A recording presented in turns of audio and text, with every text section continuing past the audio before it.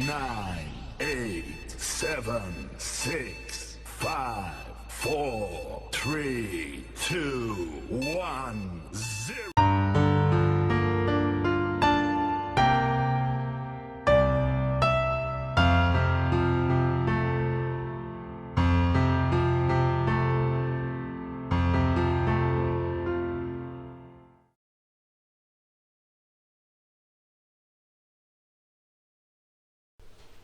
हाँ बताएं, last class में क्या देखा था हम लोगों ने?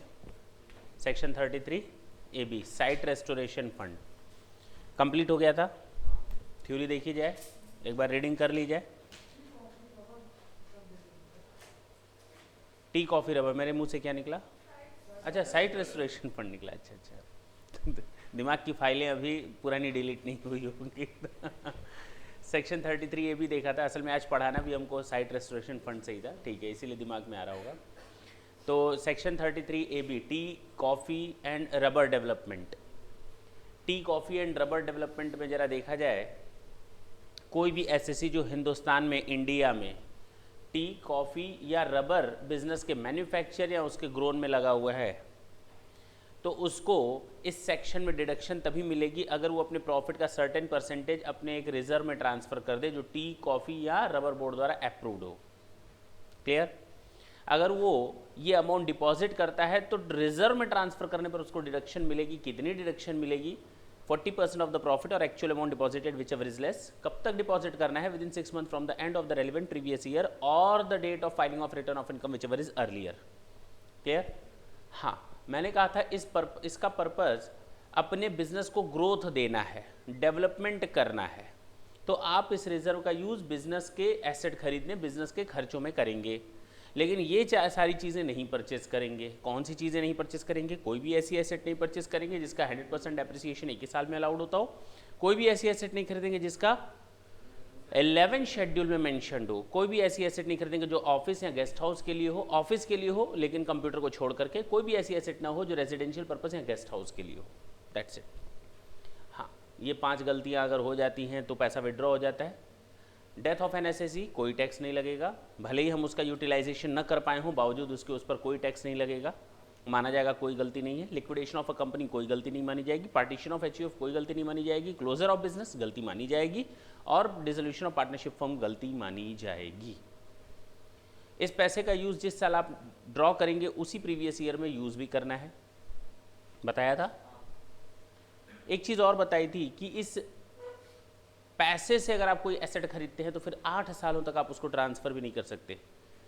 If any asset has been acquired by utilizing this fund, then the asset acquired cannot be disposed of or sold out or transferred in any way within 8 years from the end of the year in which the asset is acquired. Clear है? लेकिन ये 2 गलतियां हो जाए तो गलती नहीं मानी जाती। पहली गलती, गवर्नमेंट को बेचा, गवर्नमेंट को ना बेचा, गवर्नमेंट को एसेट बेचा। दूसरा, कंपनी ने हमें बिजनेस टेक ओवर कर लिया। चलो देखते हैं क्या है। सेक्शन 33 AB पेज नंबर 8 है। Tea development account, coffee development account and rubber development account eligible all SSC, underline कर लें ऑल एसएससी। बाकी सब इन इंडिया, उसको भी अंडरलाइन कर लेंगे। All SSC and in India को अंडरलाइन कर लेंगे। क्वांटम ऑफ डिडक्शन क्या होगी? 40% of the PGBP of such business before deduction under section 33 AB। ठीक है, मालूम है इस बिजनेस के प्रॉफिट का 40% and the amount deposited in NABARD और डिपॉजिट अकाउंट। कोई भी ऐसा अकाउंट जो टी बोर्ड, कॉफी बोर्ड या रबर बोर्ड द्वारा अप्रूव्ड हो। Clear? Notes, deduction to be allowed before setting off the brought forward losses. छोड़ दें इसको, अभी आप लोगों ने ये टॉपिक नहीं स्टडी की है। Tea development allowances must be in relation to the income of business of growing and manufacturing tea rather than in relation to taxable portion of business of growing and manufacturing tea. After allowing the tea development allowances, the 40% of the balance income is taxable. Sir ये क्या बोल दिया आपने? नहीं समझ में आया? नहीं समझ में आया? हम आपको थोड़ा सा एक पेज आगे ले जाना चाहेंगे।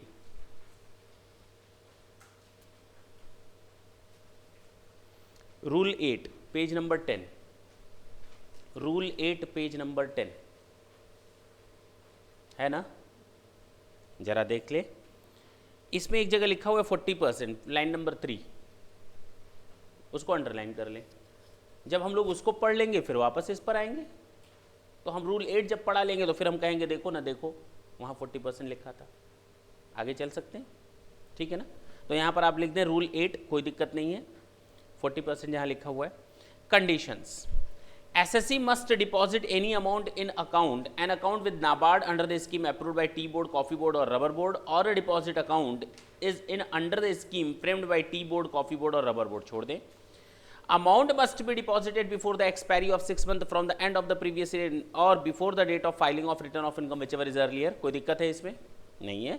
Withdrawal of amount from NABARD or deposit account, अगर आप पैसा विड्रॉ करते हैं, page number 9, go closure of business taxable, death of an SSC not taxable, partition of HUF not taxable, dissolution of firm taxable and liquidation of company not taxable. बता दिया हाँ या ना।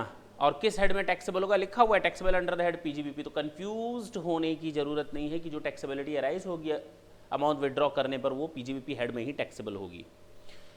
Miss utilization of amount from NABARD और deposit account, if any amount deposited with NABARD deposit account is utilize for the purchase of any following asset, then the whole of such amount so utilized shall be deemed to be the income of the previous year in which the such utilization is made.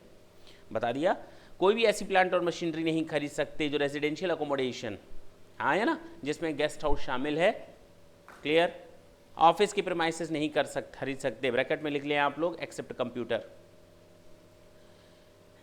लिखा भी हुआ है, नीचे लिखा हुआ है any plant and machine the whole of the actual cost of which is allowed as a deduction, यानी 100% जिसका डेप्रिसिएशन एक ही साल मिल जाता हो, in computing the income chargeable under the head PGBP, ठीक है। Notes, where amount in the NABARD और deposit account is utilized as per the scheme for the purpose of any expenditure, such expenditure shall not be allowed as a deduction in computing PGBP. छोड़ देंगे, जब हम numerical solve करेंगे इस point पर तो हम बताएंगे इसका मतलब क्या है, ठीक, पक्की बात है ना, क्योंकि हम लोग डिडक्शन नॉन डिडक्शन की अभी प्रैक्टिकल अप्रोच की बात नहीं करी, अभी हम लोग थ्योरी को कंसेप्ट ला रहे हैं। If the amount is withdrawn for the purpose of scheme and is fully or partly not utilized in the previous year in which it is withdrawn, then the amount not utilized shall be deemed to be the income under the head PGBP of the same previous year. बता दिया था, जिस साल withdraw किया जाएगा the amount must be utilized in the same previous year. याद आया? चल, where any asset acquired in accordance with the scheme is sold or otherwise transferred in any previous year by the SSC to any person at any time before the expiry of 8 years, 8 साल, from the end of the previous year in which it was acquired, such part of the cost of the asset as is relatable to the deduction. जितनी छूट हमने ले ली थी, हमने asset खरीदी 10 लाख रुपए की, छूट ले ली थी 10 लाख रुपए पर, बात समझना, क्या की 10 लाख पर छूट ले ली और 8 साल के अंदर मैंने उसको ट्रांसफर कर दिया, तो बेटा ये मान लिया जाएगा कि जो 10 लाख रुपए आपने निकाला था वो मिस यूटिलाइज किया है। आपको एसेट खरीदना था और बेचना था, इसीलिए आपने पैसा निकाला था, मिस यूटिलाइजेशन किया है, अब आपके ऊपर टैक्स लगेगा। 8 साल खत्म होने के पहले आप एसेट को ट्रांसफर नहीं कर सकते, लेकिन उसके कुछ एक्सेप्शंस हैं। Transfer to government, government company, local authority बता दिया था, transfer at the time of take over of a firm by a company बता दिया था, क्लियर, सारी चीज़ें हो गई, कुछ नहीं छूटा। अब नीचे देखें उसके, जो आज हम लोग को स्टार्ट करना है rule 7, rule 7A, page number 9 पर 10 पर देख लें, rule 7, rule 7A, rule 7B and rule 8। ये 4 रूल्स देखेंगे हम लोग की काफ़ी चीज़ें क्लियर हो जाएंगी। आगे कई क्वेश्चंस ऐसे आएंगे जो हम लोग को बार बार डिस्टर्ब करेंगे एग्रीकल्चर इनकम से रिलेटेड। किस तरह से इनकम से?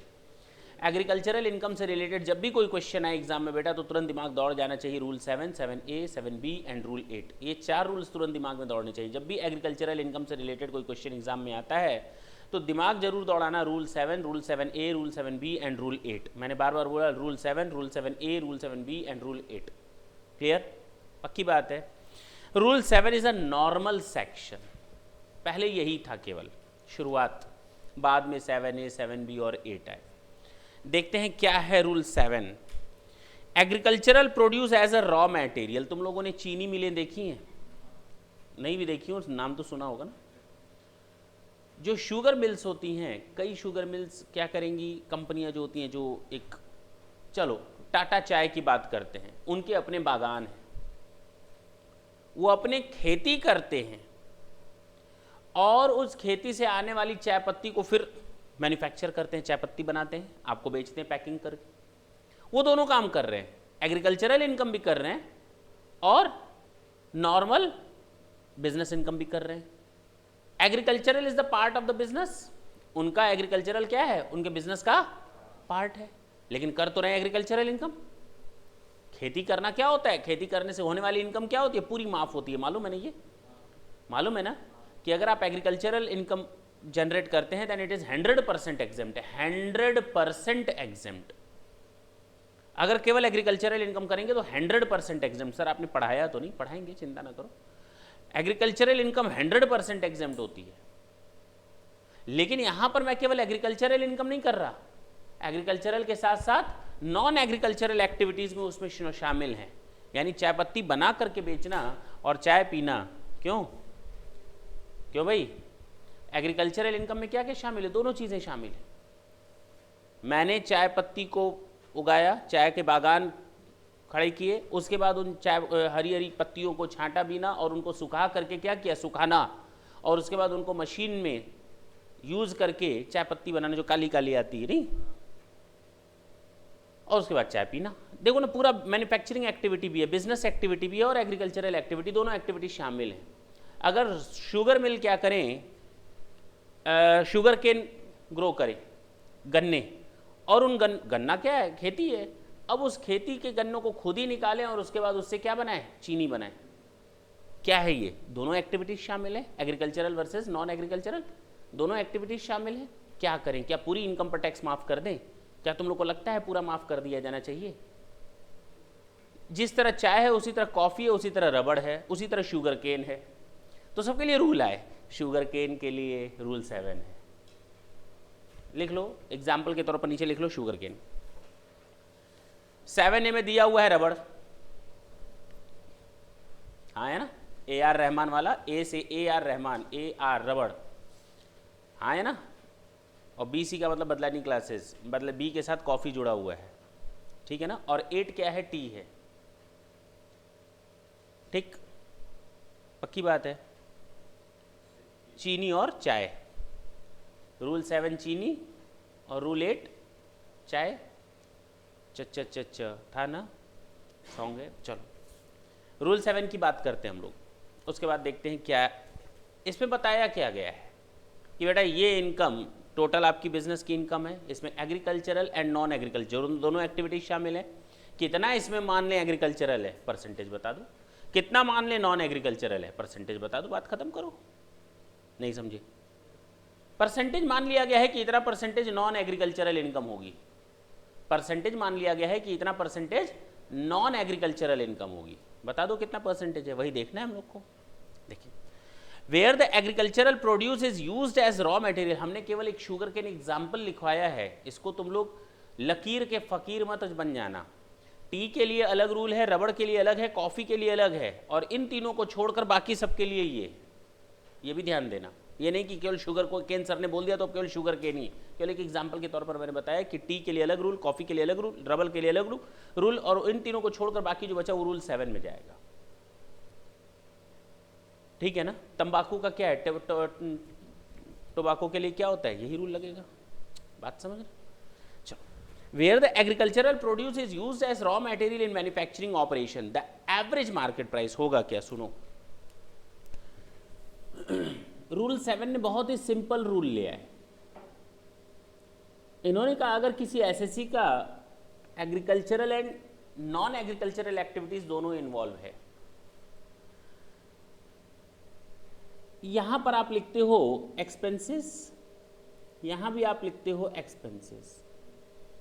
हम मान लेते हैं ये एक्सपेंसेस आप किस पर करते हो, एग्रीकल्चरल, और ये एक्सपेंसेस किस पर करते हो, नॉन एग्रीकल्चरल। यहां आपने लिखा टू सीडिंग, हार्वेस्टिंग, क्यों, पक्की बात है ना, जो भी नॉर्मल खर्चे होंगे वो सारे के सारे इसमें डालते चले जाओगे। Cultivation expenses, harvesting expenses, seed का खर्चा, प्रोसेसिंग का खर्चा, बोलो ना, ये सारी चीजें इसमें आएंगी। आप लिखते जाओगे एग्रीकल्चरल इनकम को कमाने के लिए मैंने इतना खर्च किया, इतना खर्च किया, और फिर नॉन एग्रीकल्चरल के लिए मैंने इतना खर्च किया, और अल्टीमेटली रिजल्ट आपके पास क्या आया, चीनी, और शुगर को मैंने बेच दिया 40 रुपए किलो के हिसाब से, मान लें, पक्का। इन दोनों को मिला करके मैंने ये बनाया, मान गए। चलो 10 रुपये में मेरा ये खर्च हुआ था और 20 रुपये मैंने ये खर्च किए थे, यानी टोटल प्रॉफिट कितना कमाया? 10 रुपये दिख रहा है।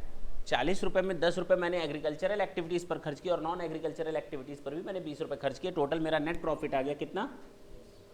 10। लेकिन ये कुछ टिपिकल नहीं हो जा रहा कि हम लोग कितनी इनकम इसमें माने एग्रीकल्चरल और कितनी माने नॉन एग्रीकल्चरल, क्योंकि इसमें दोनों शामिल हैं। एग्रीकल्चरल इनकम भी शामिल है और नॉन एग्रीकल्चरल इनकम भी शामिल है। कहा गया क्यों इतनी टेंशन लेते हो, हम तुम्हें एकदम सिंपल सा सॉल्यूशन देते हैं। सिंपल सा सॉल्यूशन, जितने में आप इस सामान को मार्केट में बेच सकते हो, अगर आप ये एक्टिविटीज नहीं करते तो शुगर केन क्या करते? कहां से लाते? कहां से लाते? बाजार से। जब एग्रीकल्चरल प्रोड्यूस आप नहीं कर रहे हो, एग्रीकल्चरल एक्टिविटीज नहीं कर रहे हो, प्रोड्यूस नहीं कर रहे हो शुगर केन को, तो आप क्या करते हो? उसको मार्केट से खरीदते। तो जो सामान आपने एक्टिविटीज से किया है, एग्रीकल्चरल एक्टिविटीज से, उसकी मार्केट प्राइस जान लो और मान लो कि आपने परचेज किया, आप अपने आप को ही सामान बेच लो। मान लो हम खरीदते कितने में? 12 रुपए में। लिख लो fair market value of sugar cane. अगर ये लिख दिया तो झंझट ही खत्म हो गया, झंझट ही खत्म। 12 रुपए में खरीदा, मार्केट से बात खत्म। हमने तो कोई एग्रीकल्चरल एक्टिविटीज की ही नहीं, उसी को मैंने अपनी कॉस्ट बना लिया, उसी को मैंने अपनी कॉस्ट बना लिया। और 20 रुपए हमारी normal non agricultural activities. Total अब प्रॉफिट कितना कमाएंगे? और ये टोटल क्या होगी? Non agricultural. बात खत्म। सिंपल सा सॉल्यूशन इसने दे दिया। इसने सिंपल सा सॉल्यूशन दिया कि जो आप एग्रीकल्चरल एक्टिविटीज कर रहे हो और जो प्रोड्यूस आपके पास पड़ा हुआ है, उसकी फेयर मार्केट वैल्यू जान लो। कौन सी फेयर मार्केट वैल्यू? अभी मैं बताता हूं। उसकी फेयर मार्केट वैल्यू जान लो और उस फेयर मार्केट वैल्यू को आप अपनी कॉस्ट बना लो। आपका आ गया रिजल्ट। जो भी अब प्रॉफिट आएगा that is your non agricultural activities. बोलो। हाँ बोलो। करे 2 रुपये वो एग्रीकल्चरल इनकम है और एग्रीकल्चरल इनकम 100% एग्जेम्प्ट होती है। जो 2 रुपया बचा वो एग्रीकल्चरल इनकम है और एग्रीकल्चरल इनकम 100% एग्जेम्प्ट होती है।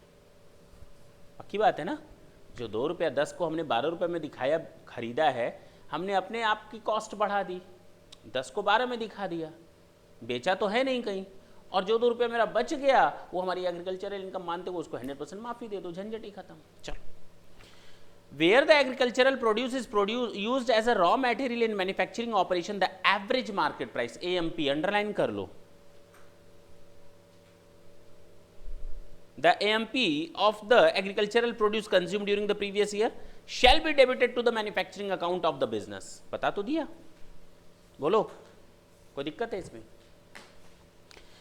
No other deduction towards agricultural operation shall be allowed। अब इसका तो कोई मतलब नहीं, इधर इस खर्चे का आप कोई लेना देना।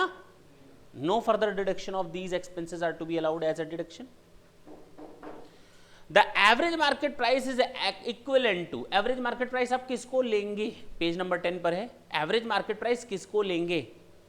Where it is determinable. अगर एवरेज मार्केट प्राइस हमको मालूम है, average price at which raw material has been sold during the relevant previous year, would have been sold during the relevant previous year, कितने में बेचा जा सकता था वो आप देख लो।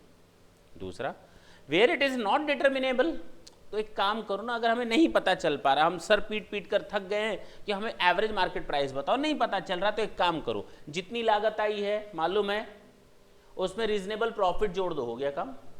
और रीजनेबल प्रॉफिट कौन तय करेगा? Assessing officer. हो गया काम खत्म ना, वही हो गया उसकी एवरेज मार्केट प्राइस। आप अपना कॉस्ट जान ही रहे हो, उसमें रीजनेबल प्रॉफिट जोड़ लो, काम हो गया। क्लियर?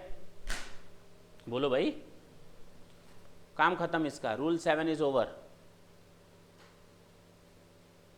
लेकिन टी के लिए रूल 8 है, कॉफी के लिए B है और रबड़ के लिए A है। A के साथ AR रहमान जोड़ दो, B के साथ बदलानी क्लासेस जोड़ दो, अपने आप काम हो जाएगा। बोलो ना, चलें। Rule 7A, income from the manufacture of the रबड़। वही चीज़, हमने रबड़ के पौधे प्रोड्यूस किए, रबड़ निकाला, उसको मार्केट में सेल कर रहे हैं। दोनों एक्टिविटीज़ हैं, एग्रीकल्चरल एंड नॉन एग्रीकल्चरल। अब देखो, income derived from the sale of rubber, final product है, रबड़ का मतलब फिनिश गुड्स, रबड़ फाइनल गुड्स है यहाँ पर, रबड़ का मतलब फाइनल प्रोड्यूस जो हम मार्केट में सेल कर रहे हैं। Rubber obtained from rubber plant grown by the seller in India shall be computed as if it were income derived from business and 35% is liable to tax, यानी 35% income को हम मान लेंगे क्या, बिजनेस इनकम।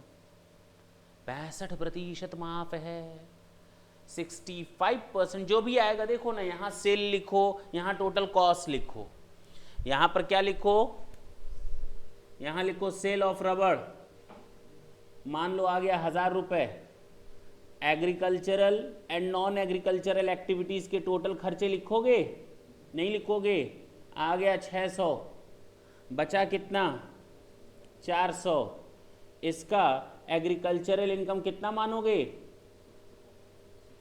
65%, और वो एग्जेम्प्ट हो जाएगा, बोलते क्यों नहीं।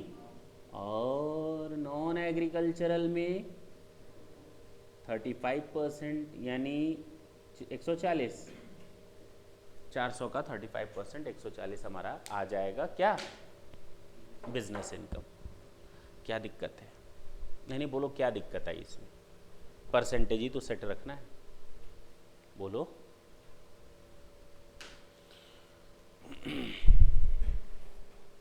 एक बार पढ़े रूल 7A।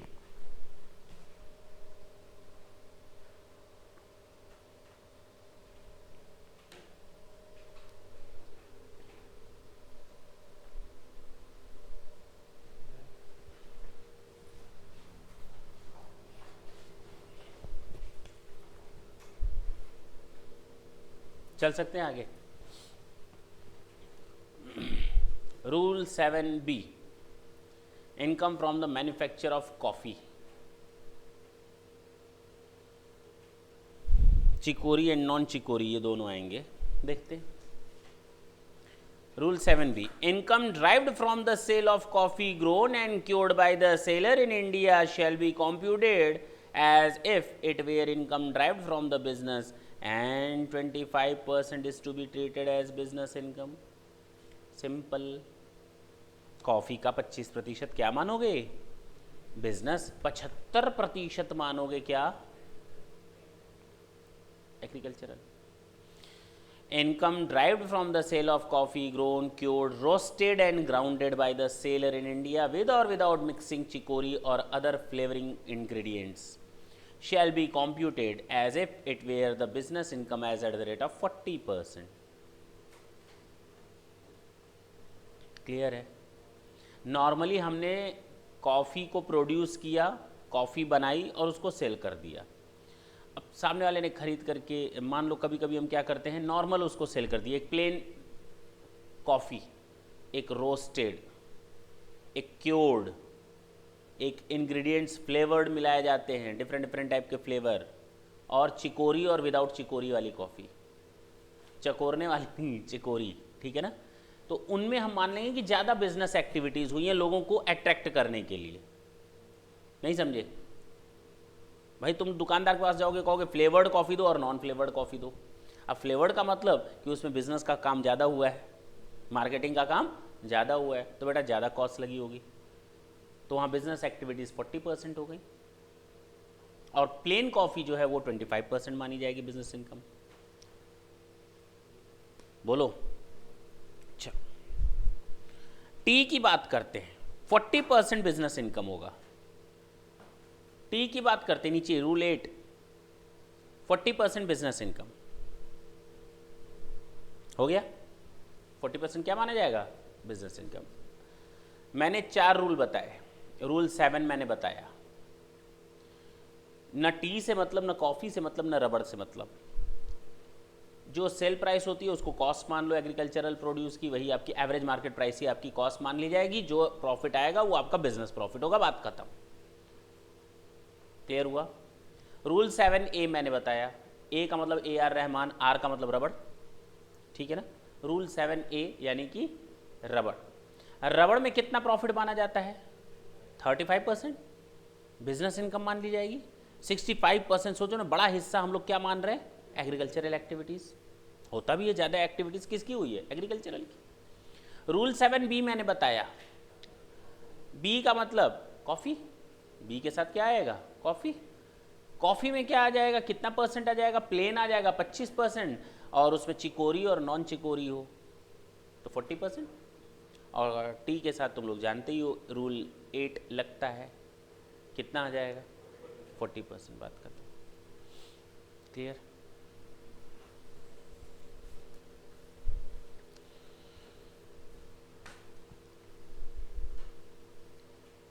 अब आते हैं जो आज हम लोग को पढ़ना है, स्टार्ट करना है नया सेक्शन। यहाँ तक क्लियर है सारा? कहीं कोई दिक्कत है?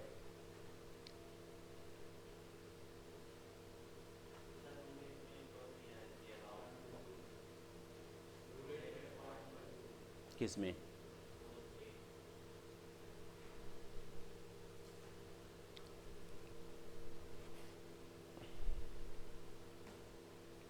छोड़ दें, अभी छोड़ दें, न्यूमेरिकल पे आएंगे, वो सारी चीज़ें आएंगी, चिंता ना करें। Section 33A site restoration fund.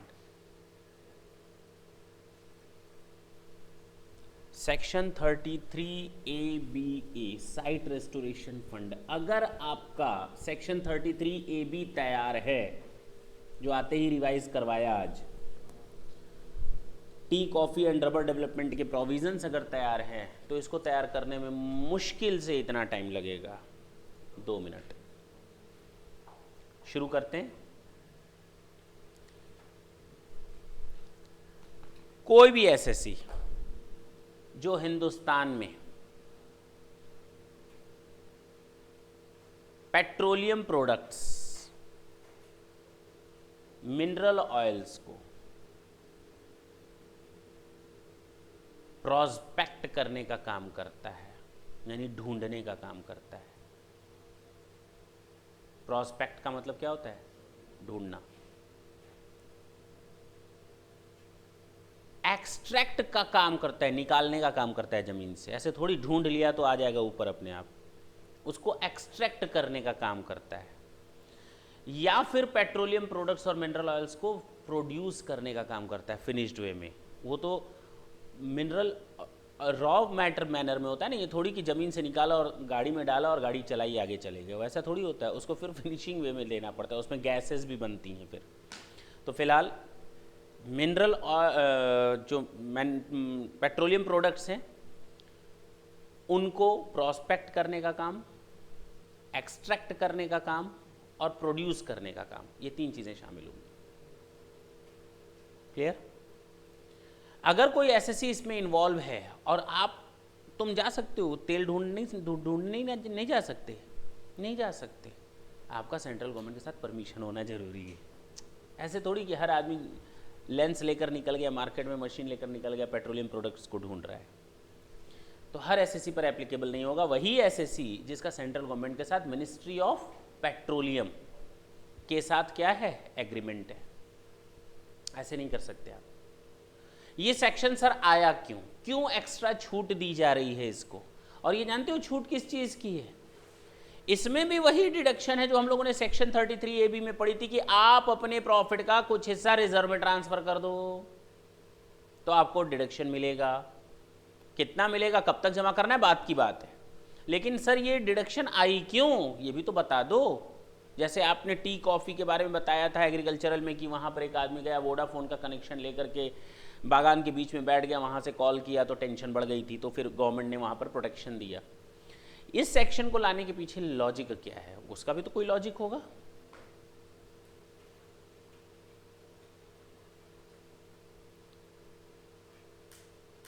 मैं रिलायंस पेट्रो हूं, ठीक, मैंने अपने 500 बंदों को लगा रखा है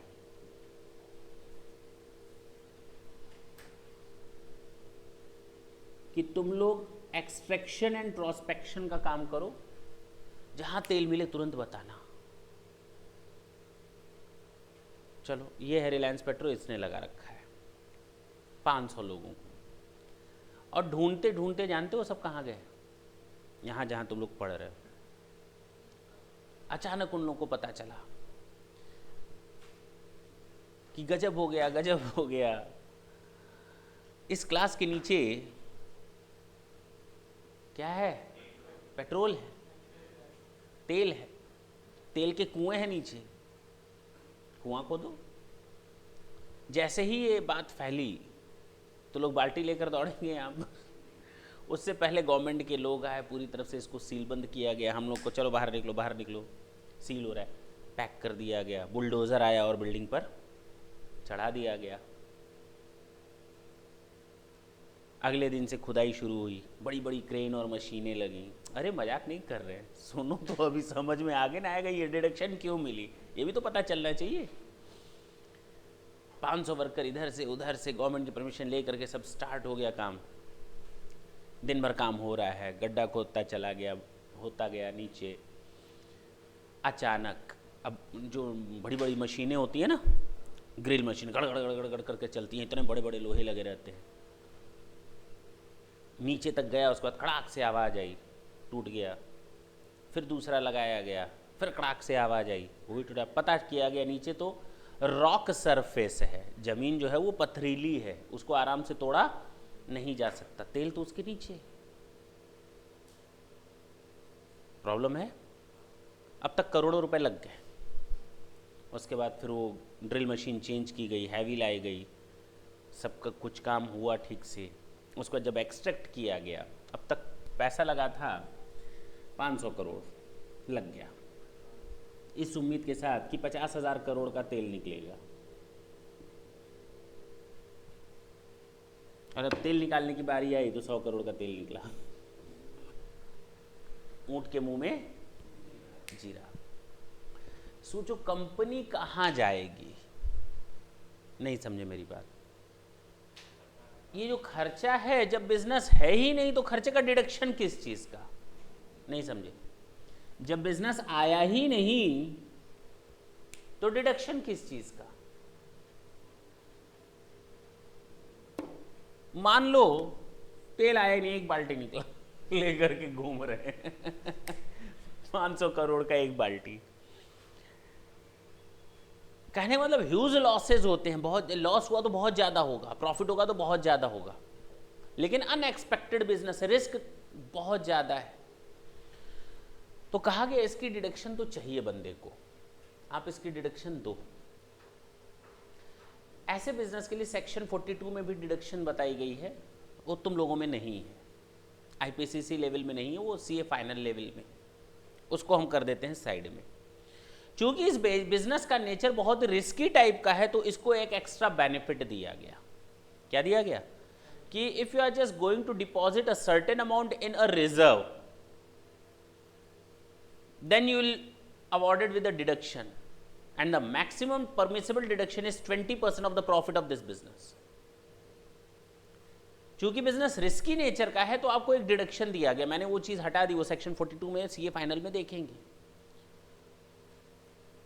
उसके लिए डिडक्शन आई। इस तरह के बिजनेस के लिए क्या आया? An SEC carrying on business consisting of prospecting, extraction or production of petroleum or natural gases or both in India.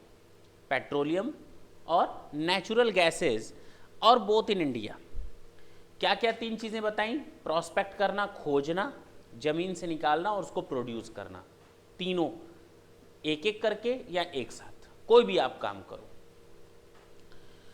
In respect of which the central government has entered into an agreement with the assessee. Central government का मतलब है ministry of petroleum, बोलो ना, तेल मंत्रालय। Deposit shall be made. कभी कभी हम सच्चू से पूछते कहाँ जा रहे हो कहते हैं तेल लेने हम कहते बोला करो पेट्रोल लेने जा रहे हैं। किसी से पूछते सच्चू कहाँ गया है तेल लेने गया।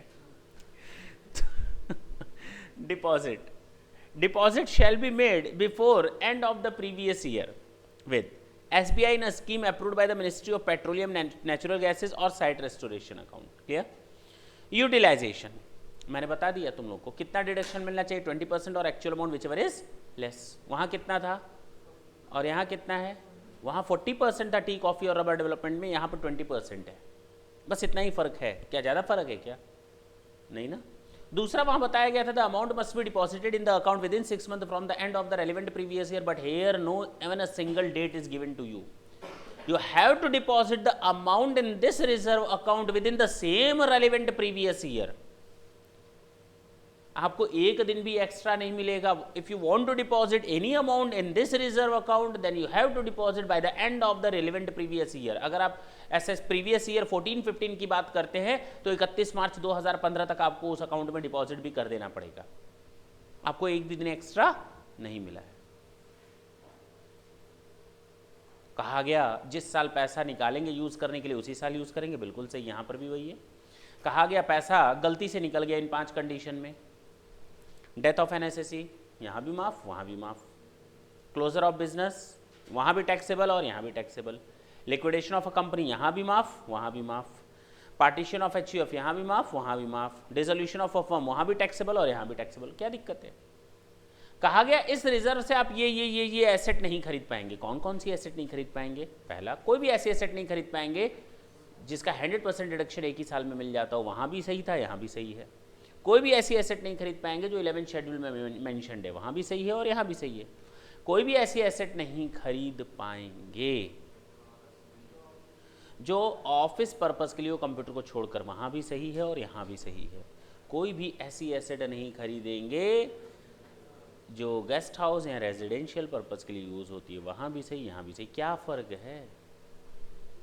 कहा गया कोई भी एसेट खरीदेंगे ना 8 सालों तक ट्रांसफ़र नहीं कर पाएंगे, वहाँ भी सही और यहाँ भी सही।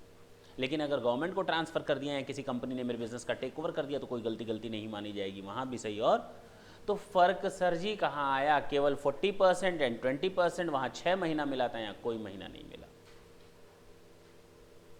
एसएससी के नेचर में बिजनेस है, वहाँ टी कॉफ़ी और रबर डेवलपमेंट के लिए था और यहाँ पर पेट्रोलियम प्रोडक्ट्स के लिए और नेचुरल गैसेस के लिए। That's it. क्लियर हुआ? बाकी सारी चीज़ें क्या हैं हमको अब बताना पड़ेगा, इसको पढ़ने की ज़रूरत है। बोलो ना, बोलो नहीं, बोलो।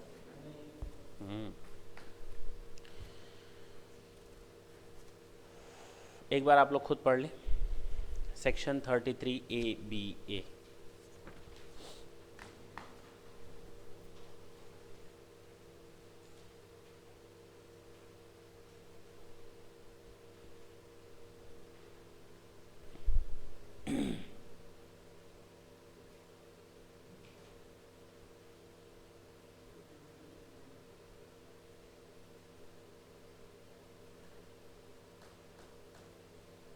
पिछला वाला असाइनमेंट देना बाबू, तुम लोग पास दो, एक दे दो पिछला वाला से, पीछे से लगे।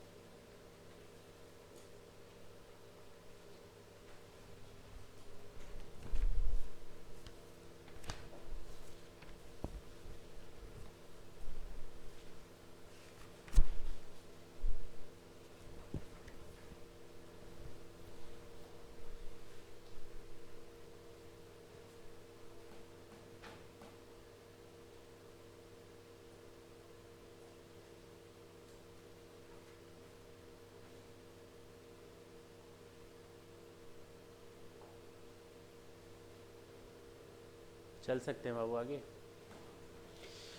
जो अब सेक्शन आज हम स्टार्ट कर रहे हैं,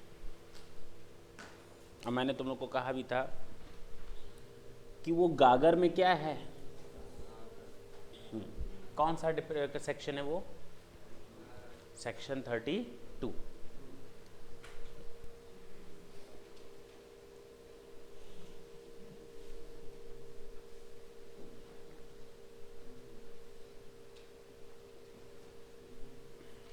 डेप्रिसिएशन, पेज नंबर 2 में है आपके। अब आप लोग ढंग से सुनेंगे, असाइनमेंट पर ध्यान कम से कम होना चाहिए। मैंने कहा था कि ये गागर में सागर है, ये हमेशा आपको कंफ्यूज करेगा, केवल आपको ही नहीं। आप किसी भी लेवल पर चले जाएं, सीपीटी नहीं, IPCC final, CMA inter, CMA final, CS executive, CS final या कोई और, आपको ये हमेशा कंफ्यूज करेगा, है बहुत सिंपल सा टॉपिक, लेकिन उसमें क्रिटिकल इतने पॉइंट्स हैं, टिपिकल पॉइंट्स हैं, क्रिटिकल या कॉम्प्लेक्स सिचुएशंस आ जाती हैं कि हम लोग को समझ में नहीं आता कि उस सिचुएशन में ऐसा सही था तो इस सिचुएशन में कैसा सही होगा, टेंशन हो जाती है। बस आप कंसेप्ट दिमाग में सेट करते जाएं और उसके बाद देखें कितना ईजी। कहानी की तरह देखेंगे। पहली चीज़ सेक्शन 32 डेप्रिसिएशन के लिए बना हुआ है। कौन सा सेक्शन? सेक्शन 32। जब एग्जाम में आता है तो लोगों की बत्ती सी दिखती है, तो सेक्शन 32 ये सेक्शन कहता है इन रेस्पेक्ट ऑफ, क्या बोलता है? इन respect of, with due respect, in respect of tangible और नॉन इंटेंजिबल एसेट। अरे टेंजिबल एसेट पर और नॉन टेंजिबल एसेट पर, दोनों पर डेप्रिसिएशन मिलेगा। सर ये तो हम लोगों ने अकाउंट्स में देखा ही नहीं था। हम अकाउंट्स न पढ़ा रहे हैं, न तो हम इनकम टैक्स आज पढ़ा रहे हैं। हम केवल इतना बता रहे हैं दोनों में फ़र्क क्या होगा, अकाउंट्स में क्या जानते हो और टैक्स में क्या जानते हो, ताकि दोनों को तुम लोग क्या कर सको, अलग अलग कर सको, बाइफर्केट कर सको।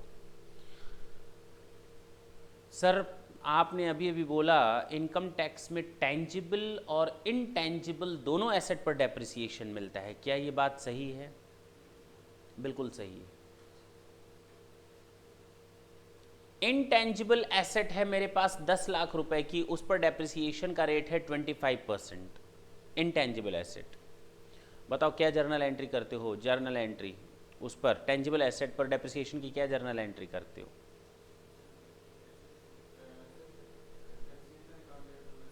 और इनटेंजिबल पर क्या करोगे? टैक्स है तो उसमें तो कोई हम लोग जर्नल एंट्री करेंगे नहीं, कैलकुलेशन के पर्पज से होता है। पहली चीज़ तो ये, यहाँ पर टेंजिबल एंड इनटेंजिबल दोनों पर डेप्रिसिएशन मिलता है। While in the case of accountancy you will have to get the benefit of depreciation only on tangible assets. पहला फर्क तो ये समझ लो कि अकाउंट्स में जो हमारा डेप्रिसिएशन होता है और इनकम टैक्स में जो डेप्रिसिएशन होता है उसमें क्या फर्क है।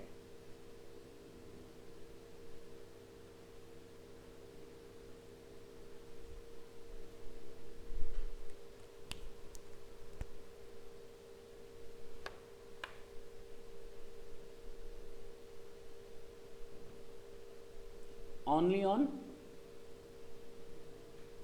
tangible assets, बोलो।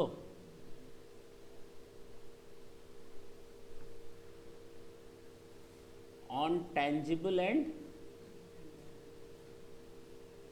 intangible assets। सर पहला फर्क तो समझ में आ गया कि यहां पर हमको टेंजिबल और इनटेंजिबल दोनों एसेट्स पर डेप्रिसिएशन चार्ज करना है।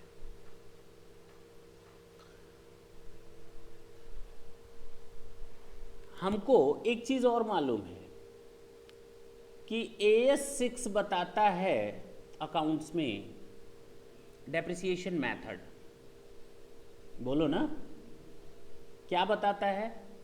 WDV और SLM, स्ट्रेट लाइन मेथड। जानते हो तुम लोग क्या? जानते हो तुम लोग ये किस मेथड को बोलता है? Only WDV method, except in case of power generating units।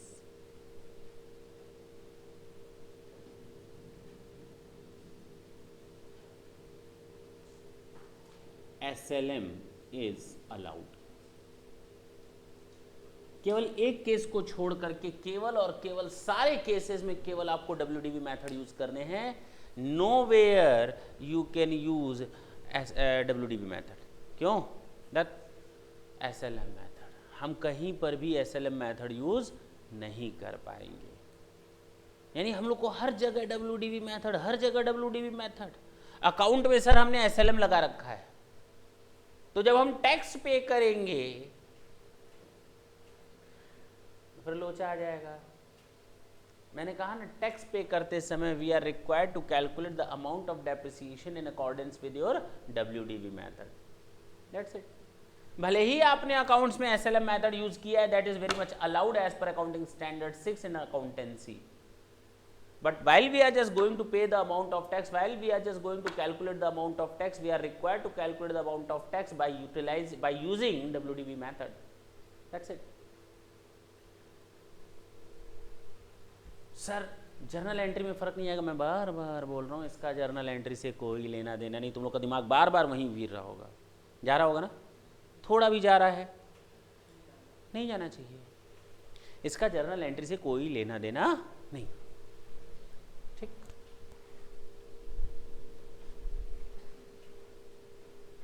और भी फर्क है क्या? इन दो में किसी को दिक्कत है? यहां हम लोग इंडिविजुअल एसेट्स पर डेप्रिसिएशन चार्ज करते हैं। इंडिविजुअल एसेट्स का मतलब समझे, फर्नीचर आज खरीदा, वो फर्नीचर नंबर 1, एक महीने बाद दूसरा फर्नीचर खरीदा, वो फर्नीचर नंबर 2, उस पर अलग मेथड से उस पर अलग कैलकुलेशन होगा डेप्रिसिएशन का, इस पर अलग कैलकुलेशन होगा डेप्रिसिएशन का। 10 तरह की मशीनें खरीदी, machine 1, machine 2, machine 3, machine 4, machine 50, machine 51, machine 55, machine 90, हर मशीन पर अलग अलग डेप्रिसिएशन बनता है और फिक्स एसेट रजिस्टर रखते हैं और हर एक एसेट्स पर अलग अलग डेप्रिसिएशन चार्ज करते हैं। एसेट नंबर 1 मशीन, ये asset number 2 furniture, asset number 3 building, asset number 4 furniture, asset number 5 car, asset number 6 बस, asset number 7 furniture, asset number 8 car, कुछ भी ऐसे लाइन से, ठीक। और उस पर डेप्रिसिएशन चार्ज करते चले जाते हैं। इंडिविजुअल एसेट्स पर डेप्रिसिएशन चार्ज करते हैं। किस पर चार्ज करते हो? इंडिविजुअल, चाहे डब्ल्यूडीवी चाहे SLM. Depreciation is to be charged on individual asset basis.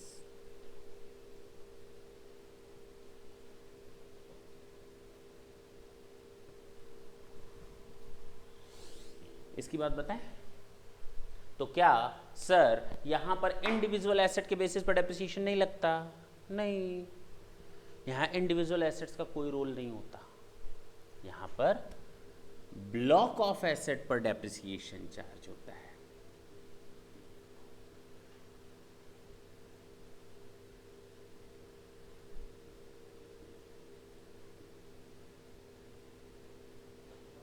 Sir बहुत कंफ्यूजन है।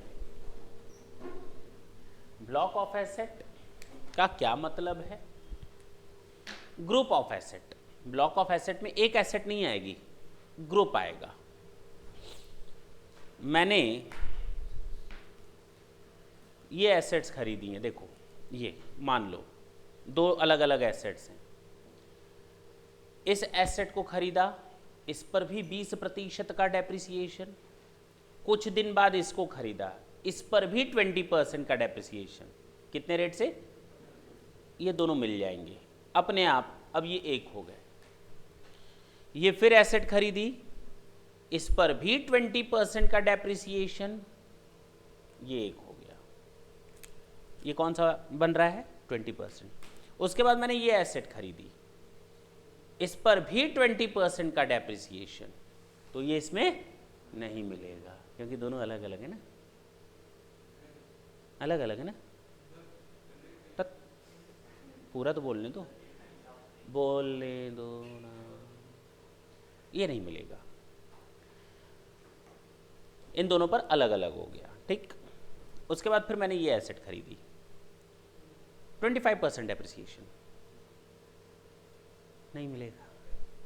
3 ब्लॉक बन गए। 20% का एक ब्लॉक एक टाइप के एसेट पर, 20% का एक ब्लॉक अलग टाइप की एसेट पर, 25% का एक ब्लॉक अलग टाइप की एसेट पर, अलग रेट ऑफ डेप्रिसिएशन के कारण। अब क्लियर हुआ? ब्लॉक ऑफ एसेट को अब डिफाइन अगर करना हो तो हम कैसे डिफाइन करेंगे, जरा सुनो। Block of asset means the group of asset. Block of asset means the group of asset. Which falls under the same category. अब समझ में आया, सेम कैटेगरी। अब ये कैटेगरी एक है नहीं, अलग होगी ना। Block of asset means the group of asset which falls under the same category and on which the same rate of depreciation is applicable. Okay, दो चीजें शामिल होनी चाहिए। Block of asset means the group of asset which falls under the same category and on which the same rate of depreciation is charged। लिखने की जरूरत नहीं आएगा। Block of asset means the group of asset which falls under the same category. दिख रहा है एक type की कैटेगरी है, इस पर भी 20 था, इस पर भी 20 था, लेकिन कैटेगरी एक नहीं थी। अब क्लियर है? Block of asset means the group of asset which falls under the same category and on which the same rate of depreciation is applicable. अगर ये दोनों कंडीशन सेटिस्फाई हो जाती हैं तो उनका एक ब्लॉक बन जाता है। अब ये एक एसेट मानी जाएगी। कितनी एसेट्स मानी जाएंगी? एक एसेट मानी जाएंगी। ये अलग अलग नहीं मानी जाएंगी। इसको क्या मानोगे? एक एसेट मानोगे। बोलो हाँ। और इसके लिए जो डेफिनेशन दी हुई है ना ब्लॉक ऑफ एसेट की, जो मैंने अभी अभी बोली, वो दी है सेक्शन 2 सबसेक्शन 11। सुन लो, सेक्शन 2 सबसेक्शन 11 ये डिफाइन किया गया है ब्लॉक ऑफ एसेट को।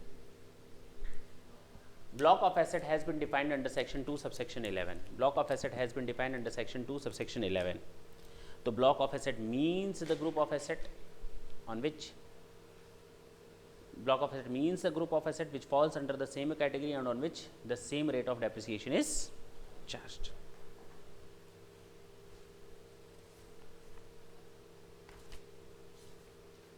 Block of asset की definition मैंने दी है इसमें, कहीं दी होगी?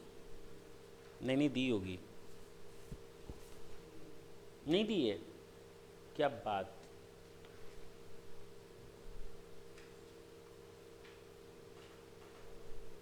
चलो नहीं होगी तो हम लिखवा देंगे, टेंशन ना लेना। तो block of asset means the group of asset which falls under the same category and on which the same rate of depreciation is charge. दोनों में फर्क समझ में आया? अकाउंट्स में हम लोग इंडिविजुअल एसेट के बेसिस पर डेप्रिसिएशन चार्ज करते हैं, while in the case of income tax we have to charge depreciation by using the WDV method on block of asset. By using WDV method on block of asset. Clear है? Accounts में क्या करते थे कि हम लोग asset जब खरीदते थे, हमने एसेट खरीदी 20 मार्च को और साल खत्म हो रहा है 31 मार्च को। एसेट खरीदी 5 लाख की, रेट ऑफ डेप्रिसिएशन है 20%। तो हम लोग कैसे चार्ज करते थे डेप्रिसिएशन? 5 लाख का 20% के हिसाब से 11 दिन का डेप्रिसिएशन बताओ। That was the way to charge depreciation under the accountancy system. हाँ या ना? इनकम टैक्स में क्या होगा? साथ साथ लिखो। इनकम टैक्स में क्या होगा? अगर हमने 30 मार्च को एसेट खरीदी है और 31 मार्च मेरा ख़त्म होने वाला साल है, चलो 31 मार्च को ही खरीदी एसेट 5 लाख रुपए की 20% के रेट से, तो अकाउंट्स में एक दिन का डेप्रिसिएशन लगता। बोलो ना, कितने दिन का? लेकिन टैक्स में कितना लगेगा? 5 लाख का 20% के हिसाब से आधा, यानी 6 महीने के बराबर का। एसेट कितने दिन यूज हुई? उसके बावजूद भी हम लोगों ने 50% डेप्रिसिएशन दे दी। हाफ का मतलब 50%, हाफ का मतलब 50%। इनकम टैक्स कहता है कि 180 दिन को आप बेस ले लोगे, उससे कम या उससे अधिक। अंडरलाइन कर लें आप लोग, देखें हर जगह लिखा होगा, कई जगहों पर मिल जाएगा less than 180 days, less than 180 days, और मैंने डार्क भी किया हुआ है उसको, बोल्ड लेटर्स में भी लिखा हुआ है लेस देन 180 डेज। अब आप दिन गिनेंगे, दिन गिन गिन करके बदला लेंगे। दिन गिन गिन करके हम देखेंगे क्या एसेट पुट टू यूज हुई है 180 दिन से कम पिछले साल या उससे अधिक। पहले साल में ही केवल देखेंगे, जिस साल एसेट खरीदते हैं केवल उसी साल देखते हैं, जिस साल एसेट खरीदते हैं केवल उसी साल देखते हैं कि एसेट पुट टू यूज हुई है, हाँ हुई है। 180 दिन और उससे अधिक है तो पूरा डेप्रिसिएशन लगाओ साल भर का, तब परसेंटेज मत ले आओ 50%, तब पूरा डेप्रिसिएशन 5 लाख का 20%। अगर 181 दिन भी हो गया तो 190 डेज हो गया तो भी पूरा साल भर का डेप्रिसिएशन मिल जाएगा। अगर एसेट हमारे बिजनेस में पिछले साल यूज हुई है 200 दिन तो भी पूरे साल भर का डेप्रिसिएशन लगेगा, 250 दिन तो भी पूरे साल भर का डेप्रिसिएशन लगेगा, 181 दिन तो भी पूरे साल भर का डेप्रिसिएशन मिलेगा, 180 दिन तो भी पूरे साल का डेप्रिसिएशन मिलेगा। हाँ, अगर 179 डेज हो गया तो 50% सीधे आधा, एक दिन है तो भी आधा, एक से लेकर 179 डेज तक है तो आधा ही मिलेगा, और 180 दिन से अधिक है या 180 दिन है तो पूरा मिल जाएगा। अकाउंट्स में ऐसे नहीं होता था, दिन के हिसाब से डेप्रिसिएशन मिलता था, ऐसा कोई रूल नहीं था। दोनों में फर्क समझ में आया? नहीं आया? आया। Depreciation is to be charged on the basis of number of days.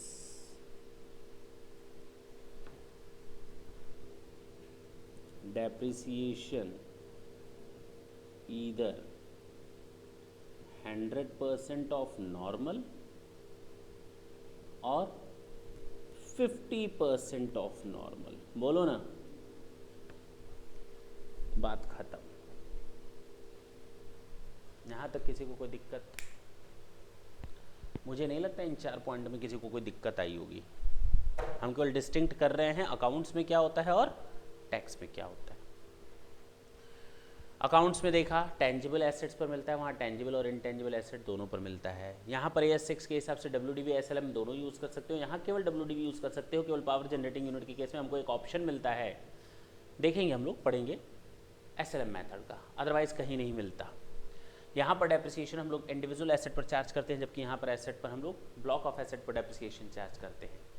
यहाँ पर हम लोग डेप्रिसिएशन चार्ज करते हैं नंबर ऑफ डेज यूज़ के हिसाब से, जबकि यहाँ पर हम लोग या तो पूरा डेप्रिसिएशन देंगे या तो उसका आधा देंगे। क्लियर? हटा सकते हैं इसको,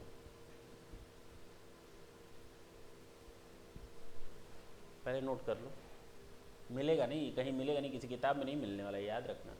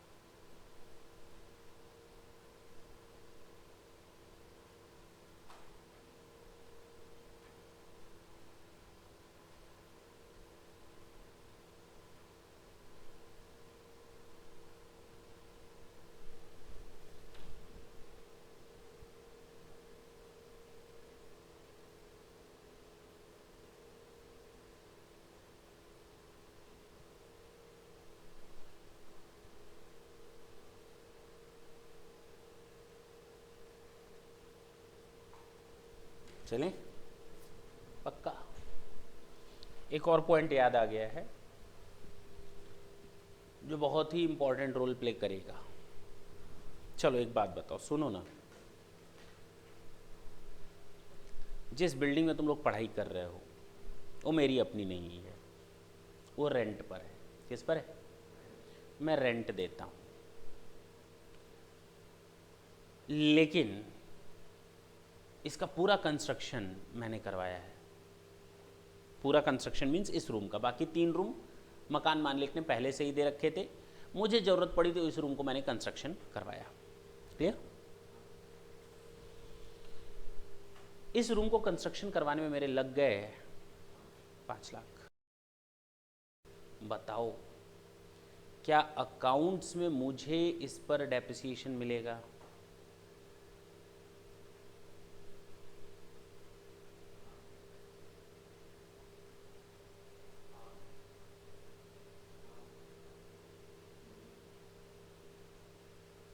टैक्स में?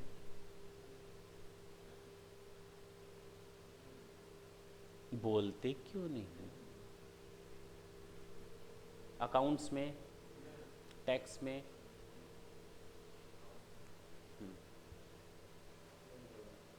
दोनों में? अकाउंट्स में मिलेगा, टैक्स में नहीं मिलेगा। किसी ने कहा दोनों में नहीं मिलेगा, मैंने ये नहीं बोला, सही है। किसी ने कहा दोनों में नहीं मिलेगा, किसी ने कहा दोनों में मिलेगा। परमुटेशन एंड कॉम्बिनेशन ये बना रहे हो क्या बैठकर तुम लोग? प्रोबेबिलिटी पढ़ रहे हो? मत पढ़ो, किसी न किसी का जवाब सही होगा। फिलहाल सबका जवाब गलत है। सोचो, तुम लोग को यही नहीं मालूम अकाउंट्स में मिलेगा कि नहीं मिलेगा। Person must be the real owner of the asset. Hire purchase को छोड़ दो, लीज्ड एसेट को छोड़ दो तो बोलो। हायर परचेज और लीज्ड एसेट को अगर छोड़ दिया जाए, हायर परचेज और लीज्ड एसेट को अगर छोड़ दिया जाए तो अकाउंट्स में रियल ओनर को ही डेप्रिसिएशन मिलता है। हायर परचेज को छोड़ दिया जाए और लीज्ड एसेट जो कि फाइनेंस लीज होती है उसको छोड़ दिया जाए तो अकाउंट्स में डेप्रिसिएशन केवल ओनर को ही मिलता है। जिसके नाम से एसेट है उसी को डेप्रिसिएशन मिलेगा। अब बताओ, ये मैंने बनवाया 5 लाख रुपए खर्च करके, क्या मैं इस कमरे का मालिक हूं? क्या मुझे डेप्रिसिएशन मिलेगा अकाउंट्स में? नहीं, जब तक ये हायर परचेज की एसेट ना हो या फाइनेंस लीज की एसेट ना हो फिलहाल। लेकिन इनकम टैक्स में एसेट का ओनर होना ही सफिशिएंट नहीं है। इनकम टैक्स में हमको डेप्रिसिएशन मिलता है फ्रैक्शनल ओनरशिप के हिसाब से भी।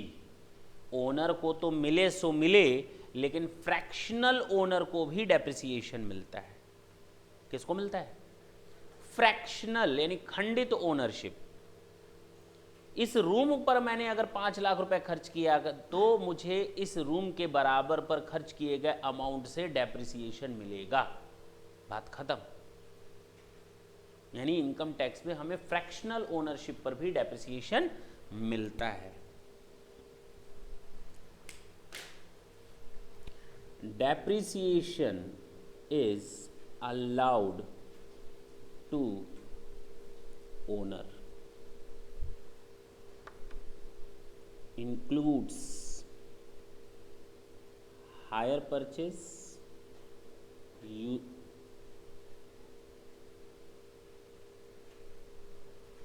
and finance leased assets.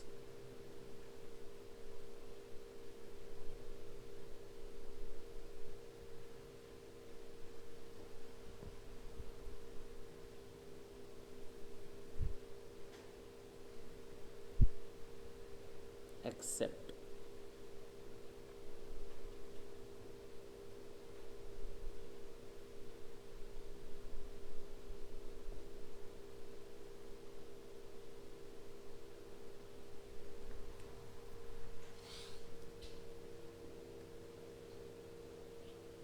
actual owner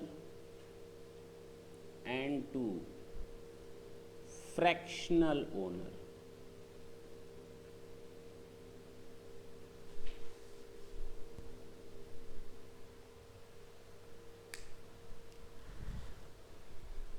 actual और फ्रैक्शनल दोनों ओनर्स को यहाँ पर डिप्रिसिएशन का बेनिफिट मिलेगा। यानी 5 लाख जो मैंने खर्च किया इस रूम पर उसके बराबर का मुझे डेप्रिसिएशन मिलेगा। बाकी के बराबर मिले ना मिले, लेकिन इस 5 लाख रुपए के बराबर का डेप्रिसिएशन मुझे मिलेगा। मैं उसमें फ्रैक्शनल ओनरशिप रखूँगा।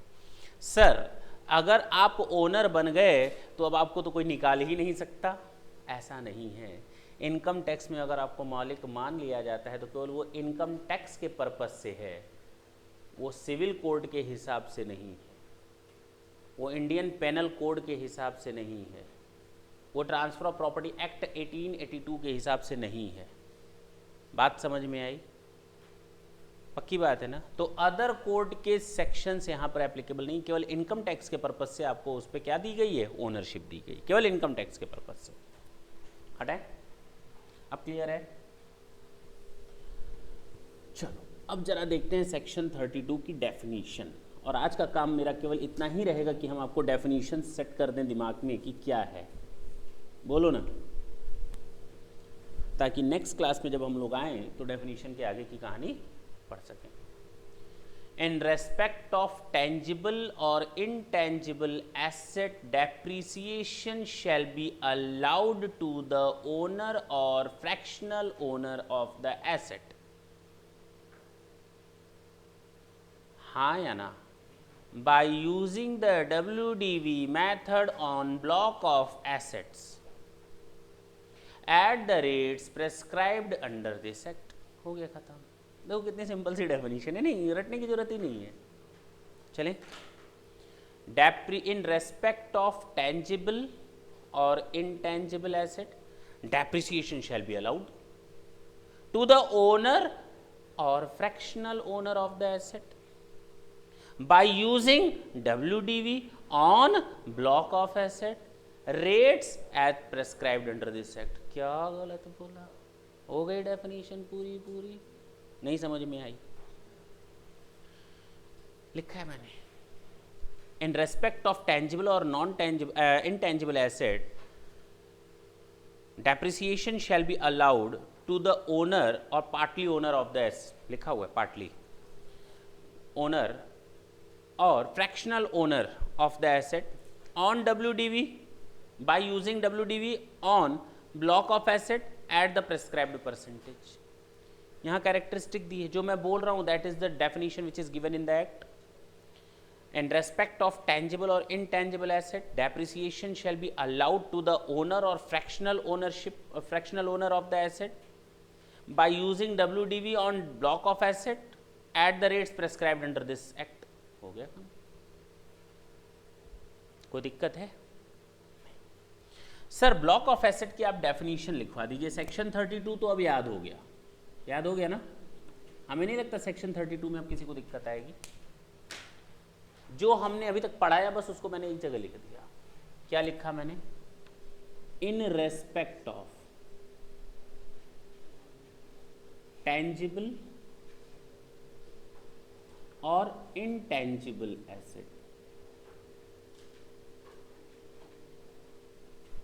Depreciation shall be allowed.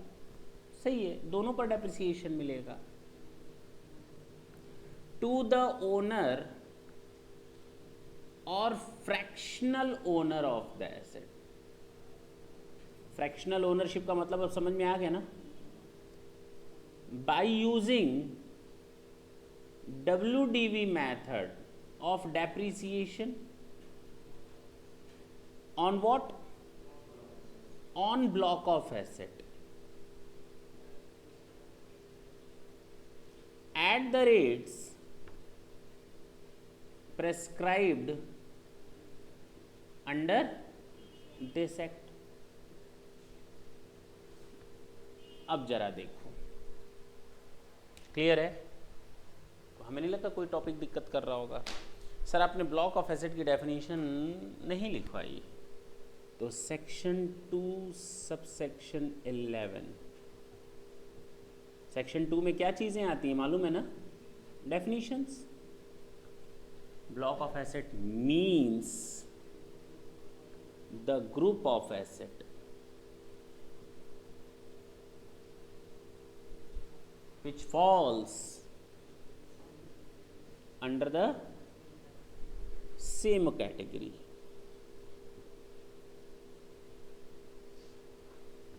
and on which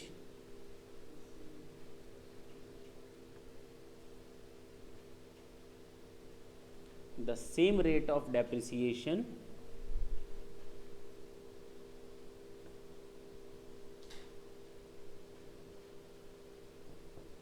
is allowed. बोलो ना सर, कैटेगरी ऑफ एसेट्स क्या होती हैं? सर कितने तरह की कैटेगरीज हैं? आपने तो कहा ना ये जोड़ दो, ये एक कैटेगरी हो गई। तो सर कितने तरह की कैटेगरीज बनेंगी एसेट्स की? प्रॉब्लम तो है।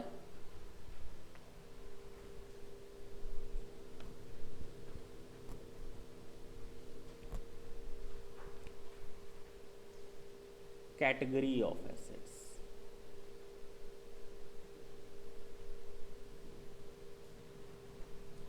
जिस तरह तुम लोग सारी इनकम्स को कितने हेड्स में ट्रांसफर करते हो, जिस तरह सारी इनकम को, कुछ भी इनकम हो इन 5 में ही आएगी। जुआ खेलोगे अदर सोर्सेज, लॉटरी खेलोगे अदर सोर्सेज, घुड़दौड़ करोगे अदर सोर्सेज। घुड़दौड़ का बिजनेस है, घुड़दौड़ का बिजनेस है मेरा, मैं घोड़ों को दौड़ाता हूं, तो अदर सोर्सेज पढ़ाऊंगा ये, पीजीबीपी मत ले आना, ठीक है ना। घुड़दौड़ में मैंने पैसे लगाए, घोड़ा नंबर 5 दौड़, उससे मुझे इनकम हुई, तो भी अदर सोर्सेज में। मेरा बिजनेस है, मेरे तुम लोग घोड़े हो सब, दौड़ा रहा हूं, तो भी कहां जाएगा? अदर सोर्सेज में। बात समझना क्लियर है? देखा जाएगा। तो जो भी इनकम्स हैं वो इन 5 में जाएगी, salary, house property, PGBP, capital gain and other sources. और इसके सेक्शन बताया था मैंने, section number 14। Section number 14, they are 5 heads of income, salary, house property, PGBP, capital gain and other sources. जिस तरह 5 हेड्स होते हैं उसी तरह कैटेगरी बनाई गई हैं 5। कितनी कैटेगरीज हैं? जितनी भी एसेट्स होंगी वो इन 5 में ही जाएंगी, इसके लिए कोई 6th कैटेगरी नहीं है। जितनी भी एसेट्स होंगी इन 5 में ही जाएंगी। जितनी भी एसेट्स होंगी कितने में जाएंगी? 5 में। नींद आ रही है आपको? जमाई बाबू, जमाई नहीं जमहाई बोला मैंने, जमाई बाबू आपको नींद आ रही है? पक्की बात ना? कैटेगरी ऑफ एसेट्स, 5 कैटेगरीज हैं एसेट्स की। कितनी? 5। पहला, हाँ बिल्डिंग। हाँ दूसरा बोलते हो? Second plant and machinery. हम जान रहे थे यही आएगा, लेकिन ये टैक्स है बेटा। फर्नीचर आता है दूसरे नंबर पे। पहले बैठने का इंतजाम कर लो, फिर मशीन चलाना, ठीक है ना। बिल्डिंग, फर्नीचर, ये लाइन वाइज मैं बता रहा हूँ। जिस तरह से एक्ट में तुम लोग नीचे ऊपर कर सकते हो, लेकिन मैं लाइन वाइज बता रहा हूँ। तुम लोग एग्जाम में एकदम लाइन वाइज कर रहे हैं जैसे बता रहे हैं। बिल्डिंग के बाद फर्नीचर की कैटेगरी लिखना, और फर्नीचर के बाद plant and machinery.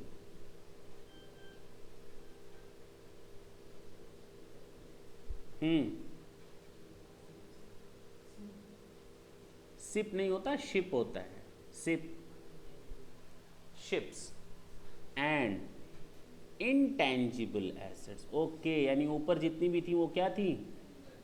Tangible.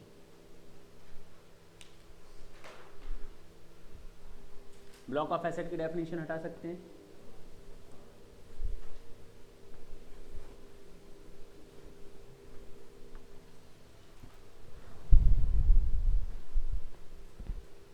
Category of assets, building, furniture, plant and machinery, ships and intangible assets.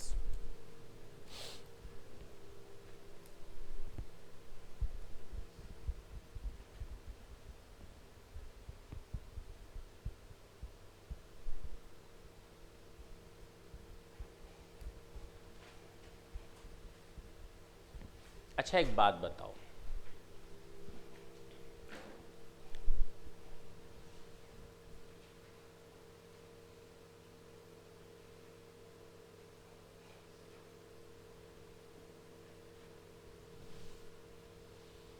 पूछें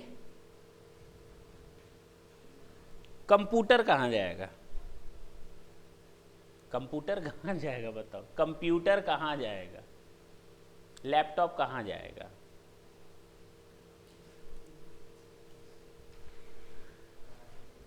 क्या वो बिल्डिंग है ना? क्या वो फर्नीचर है? लैपटॉप पे बैठ जाते हो, कई लोगों को कॉल करो तो कहाँ बैठे हो? लैपटॉप पे बैठे हो।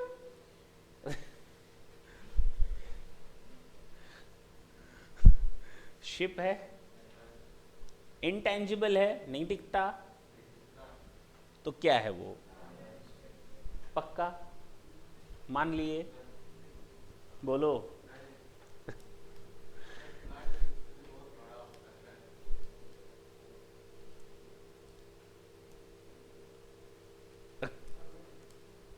दिमाग इतना ही छोटा होता है, प्लांट एंड मशीनरी बड़े बड़े होते हैं तो दिमाग इतना ही छोटा होता है। अब पूरे शरीर से मतलब नहीं होता, दिमाग काम करना चाहिए। बेटा देखो, कल आ रहा था कॉमेडी क्लास, देख रहे थे, तो उसमें बोल रहा है, भारती को जानते हो ना तुम लोग, मोटी, तो उससे कुछ बात हुई तो वो कह रही है कि दिखने वाले को कचरा भी सुंदर दिख सकता है। सुनना ढंग से, सेंटेंस क्या बोला, दिखने वाले को कचरा भी सुंदर दिख सकता है, बस देखने वाले की आंखें सुअर जैसी होनी चाहिए।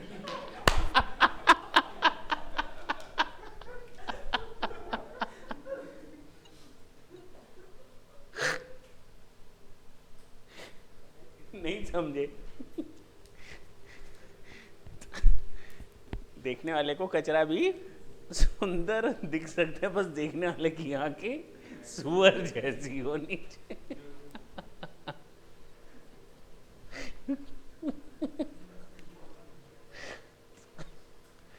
समझ में आया? बोलो। अब तो लोग मत कहना सर आज की डेट में हम लोग की आंखें जब यहाँ आते हैं तो सुअर जैसी हो जाती हैं तो। हाँ इधर देखो। हाँ अब आते हैं, बात करते हैं कंप्यूटर कहाँ जाएगा? प्लांट एंड मशीनरी, समझे? बुक्स, किताबें,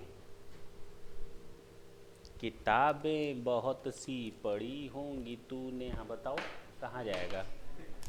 अब ढेर सारी किताबें खरीद कर पढ़ोगे ही, एसेट है,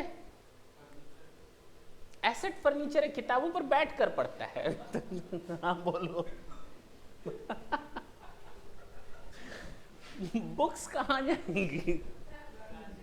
अच्छा बुक्स भी प्लांट, उससे काम करते हो? हाँ देखो ना, जो कहीं नहीं जा रहा वो प्लांट में जा रहा है। जिस तरह कोई इनकम कहीं नहीं जाती थी, कहाँ जाती थी? अदर सोर्सेज में।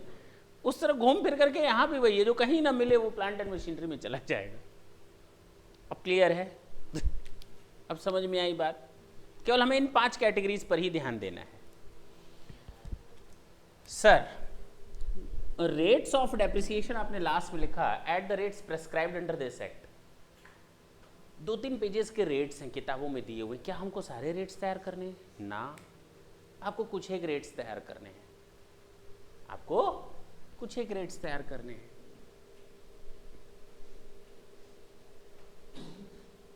रेट्स ऑफ डेप्रिसिएशन क्या है वो देखा जाए। सबसे पहले कौन सी category? Building. Building residential purpose से यूज हो सकती है, नहीं हो सकती? और बिल्डिंग बिजनेस पर्पस के लिए भी यूज हो सकती है।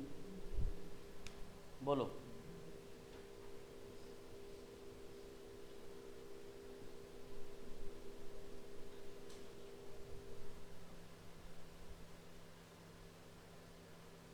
जब हम रेजिडेंशियल पर्पस के लिए बिल्डिंग की बात करते हैं तो 5% ना, नीचे ना देखना, नहीं तो हम असाइनमेंट छीन लेंगे।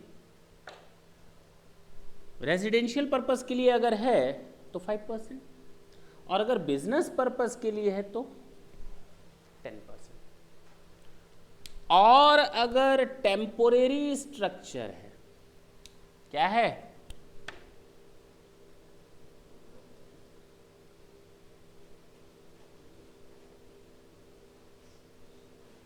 तो 100%, एक ही साल में पूरा डेप्रिसिएशन मिल जाएगा।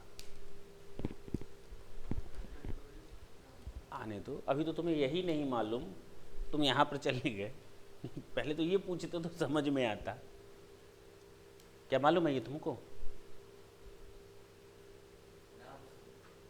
नहीं, बताओ इसके बारे में क्या जानते हो, बताओ। रहने के लिए, तो रहने के लिए जो होता है वो तो हाउस प्रॉपर्टी में जाता है, उसका पीजीबीपी से क्या मतलब अब बोलो बोलो, जो रहने के लिए होता है उसका, उसमें उसको तुम बिजनेस में ले आओगे, बिजनेस के पैसे से खरीदे हो, अपने लिए खरीदे हो, ड्राइंग में चला जाएगा। सोचना क्या है। ऑफिस बिजनेस के लिए होता है, रहने के लिए थोड़ी होता है। रेजिडेंशियल में जिसमें रहते हो तो क्या तुम्हें यहाँ डिडक्शन मिलेगी, डेप्रिसिएशन मिलेगा, बिजनेस में डेप्रिसिएशन मिलेगा तुम्हें इस बिल्डिंग पर। अरे अगर रेजिडेंशियल पर्पस के लिए बिल्डिंग होती है तो कहाँ जाती है, हाउस प्रॉपर्टी या बिजनेस में, पीजीबीपी में? गलत बात, दोनों में आ सकती है। बस staff quarter, guest house, staff quarter के लिए रखो तो रहने के लिए है, वर्कर के लिए रखो, गेस्ट के लिए रखो। लोग गेस्ट हाउस बनवाते हैं, कोई मेहमान आएगा तो इसी में रहेंगे, वो बिल्डिंग की बात हो रही है, उस पर 5%। अब क्लियर है? और जो मैन्युफैक्चरिंग एक्टिविटीज के लिए, गोडाउन के लिए, ऑफिस के लिए, वो इसमें आएगा 10% में। टेम्पोरेरी स्ट्रक्चर, इसकी कहानी भी थोड़ी अजीब है। एक कहानी का टाइम है, स्टोरी टाइम। सुनना चाहोगे? नहीं सुनना चाहते, थक गए हो। ये कहानी है मुगले आजम की बोलने दो। मूवी लगी थी मुगले आजम, पृथ्वीराज कपूर और दिलीप कुमार। उसमें एक गाना था, बहुत ही फेमस सॉन्ग था। हाँ, जब प्यार किया तो डरना क्या, है ना? ये रियल की स्टोरी बता रहा हूँ, मजाक ना समझना।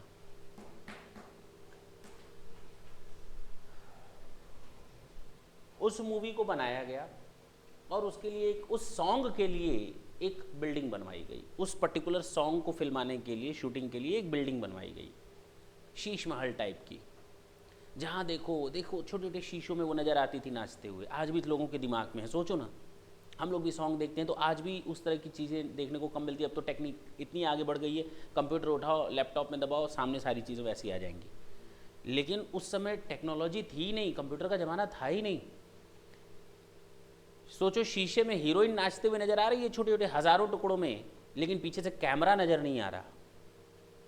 किस तरह से शूटिंग की गई होगी? नहीं समझे मेरी बात? कितना बचा करके शूटिंग किया गया होगा कि उस कमरे का कैमरा नहीं नजर आ रहा। और उस समय कैमरे बड़े बड़े होते थे, ये भी नहीं कि छोटा सा कैमरा ले लो कहीं लगा दो दीवार पर तो नजर जाए। उस समय वो भी जमाना नहीं था।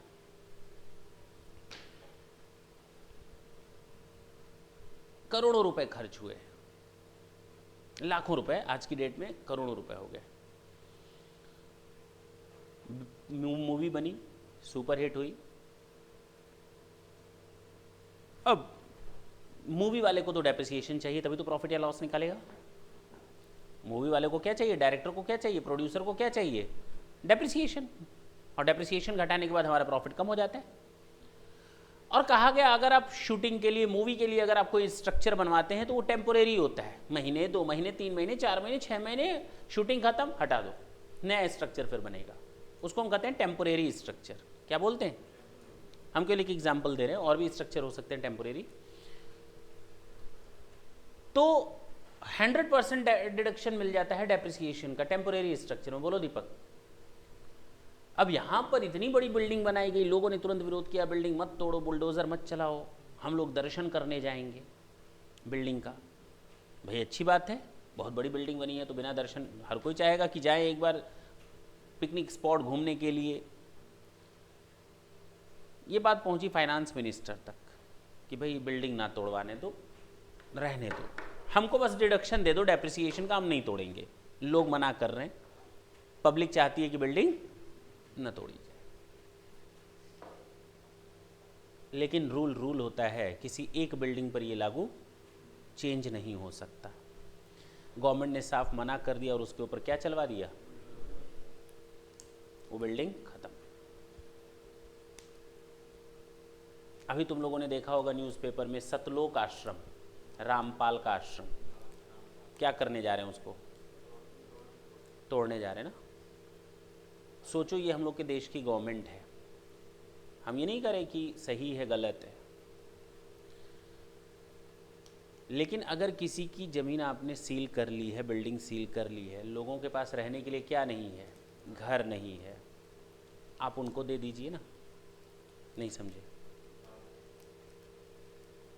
गरीबों को दे दीजिए, बांट दीजिए। दूसरा कर सकते हो, हॉस्पिटल बना सकते हो, स्कूल बना सकते हो, लेकिन तोड़ना ज़रूरी है नहीं। अगर वही उसी तरह की बिल्डिंग बनाने के लिए कह दी जाए गवर्नमेंट को, तो शायद 10 साल लगेंगे प्रोजेक्ट पास होने में और उसको बिल्डिंग को बनाने में, करोड़ों रुपए का खर्चा, प्रोडक्टिविटी ज़ीरो, नील बटे सन्नाटा। फिलहाल अजीब बात लगती है, ये समझ में आया, क्लियर है। तो बिल्डिंग पर 5%, बिल्डिंग पर 10% और बिल्डिंग पर 100%, और भी रेट्स हैं, छोड़ दो, बाकी तुम लोग को कोई लेना देना। ये वो रेट्स हैं जो तुम लोग को यहाँ पर सेट रखते हैं।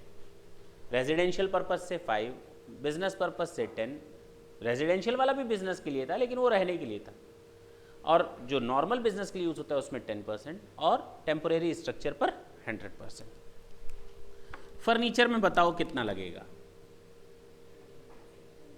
कितना, 10। शिप्स पर बताओ कितना लगेगा, सोचना ही नहीं है। इनटेंजिबल एसेट्स पर बताओ कितना लगेगा, सोचना ही नहीं है। एक एक रेट है तो दिमाग में तो सेट हो ही जाएगा। बचा क्या, 4 तो हम लोगों ने देख लिए, बचा क्या, बस इसके बारे में जान ले। लिख लिया हो तो मैं हटा रहा हूं नीचे वाला।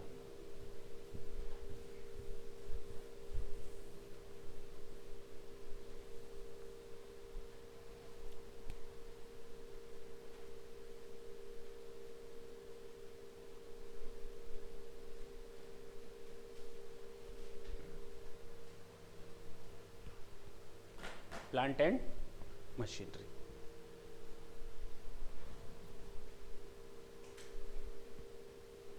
नॉर्मल केस में ये होता है 15%, कितना, 15%। पॉल्यूशन इक्विपमेंट के केस में ये होता है 100%। कंप्यूटर के केस में ये होता है 60%। और चूंकि WDV मेथड से है तो कई सालों तक चलेगा डिडक्शन। ये मत कह देना कि 2 साल में ख़त्म हो जाएगा, बोलो ना। WDV में एसेट की वैल्यू कभी ज़ीरो नहीं होती। बुक्स के केस में प्रोफेशनल में कितना, बोलो, और अदर्स में कितना। प्रोफेशनल में 100%। मेरे पास जो किताबें रखी हुई हैं मैं उनको प्रोफेशनल पर्पस के लिए यूज़ करता हूँ, तो मेरे लिए 1 साल की बेकार है, अगले साल फिर नहीं आएंगे, 100% डिडक्शन ले लो। लेकिन अदर देन प्रोफेशनल में 60%। बोलो भाई, ये वो रेट्स हैं जो आप लोगों को याद रखने हैं। नहीं याद रख पाओगे, सिंपल है। बिल्डिंग पे 5, 10 एंड 100, फर्नीचर पे 10, शिप्स पे 20, इंटेंजिबल पे 25। प्लांट एंड मशीनरी नॉर्मल 15% है, 100% पॉल्यूशन पर है, 60% कंप्यूटर पे है, बुक्स के केस में 100% प्रोफेशनल, 60% अदर्स।